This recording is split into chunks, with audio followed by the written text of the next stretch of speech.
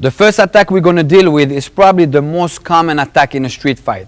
It's the sucker punch. It's the guy just throwing a fist in your face.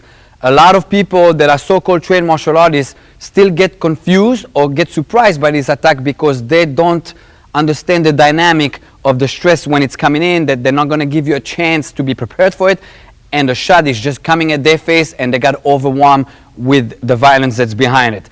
Carlos is getting in a fight, and he already chose that his attack is going to be a fist right in my face.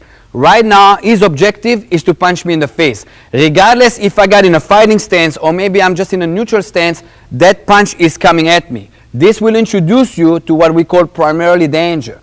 The primarily danger in this attack is the line of fire of that punch coming right in my face. Therefore, I'm going to have to deal with the primarily danger first before I go into defense and counters.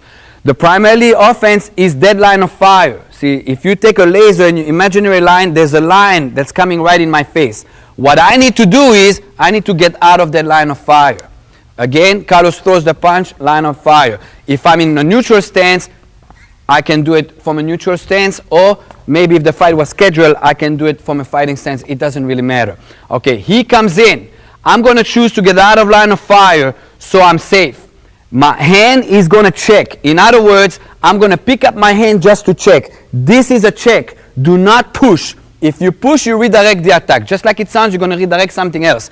Me as a Nagana practitioner, when I saw that punch coming in, I should go, yes, I know exactly what he's going to do. He wants to punch me in the face. I want to bring him into his objective. In other words, I want him to be committed to his objective versus redirect his objective. As he comes in, boom, I'm going to take my shot to the rib. Okay, watch again. He came in, 1, 2. Okay, I check here and I shoot a piston right into his lower rib. Footwork wise, 11 o'clock, and I'm shooting my punch right here. Right now, what I basically did in the first engagement of his objective, his mind right now was, I'm going to punch Mike right in the face. As he commits to it, he thinks pain right here. That is called short-circuiting your opponent. In other words, you took away his objective right away by short-circuiting him, by bringing him to another section in his body by inflicting pain. So he came in 1 here. This automatically brings us to a point of reference right there.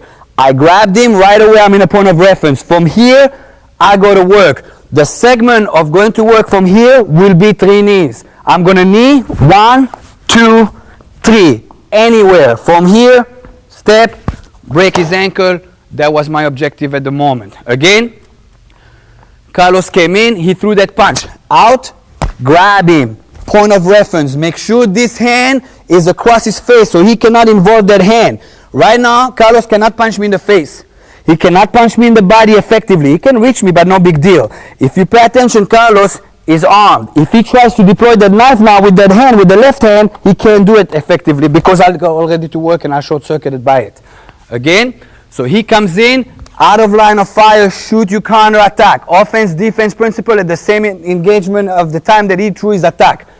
Point of reference, violently. From here, 1, 2, 3 knees. You want to take him down? Go ahead, take him down. You want to break his ankle? Break his ankle. You want to schlag him out? Schlag him out. That will be up to your objective at the moment.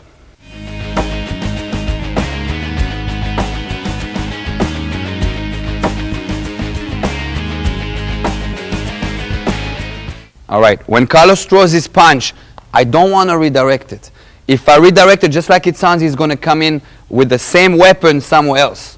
Okay, that's not good. Carlos had an objective to punch me in the face. I want him to be committed with that intent in the sense of his target is my face. In other words, the more he's committed to it, the more I'm going to dissolve the technique into my counter attack.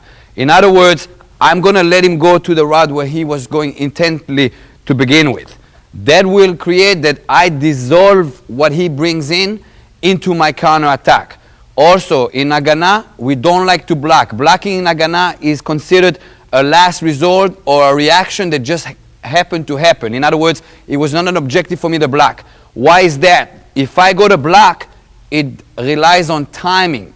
Because we are 2 people, it's very hard to time. When I meet him in the street, I don't know how fast he is, I don't know how slow he is. Therefore, for me to time that block is going to be almost impossible, and it's too much taking of a chance.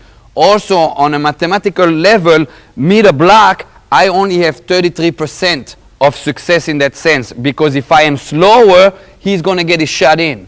If I am faster, I'm going to pass my block and he's still going to get his shot in. Therefore, I only have 33% of success with blocking, versus if I get out of the line of fire, that is 100% out of blocking. So anytime you get out of the line of fire, that is considered 100% as far as the success ratio into the defense. The check is only there as a check. It is not a block.